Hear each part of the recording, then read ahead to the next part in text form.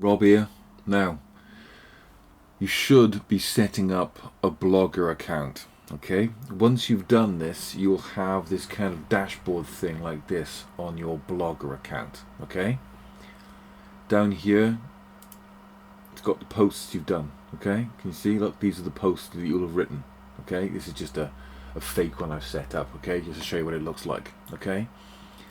Tells you all the information you got down here. You know, you can create your own layouts, you can put your own theme on it, you can even create your own. I keep it as simple as possible if I were you, but you might want to do a nice little header for it. But what I want you to send me is this, right? This is what you work on. Okay, I don't want to see this bit. I don't know what your login details are, do I? Okay, but here it says view blog. Click on that.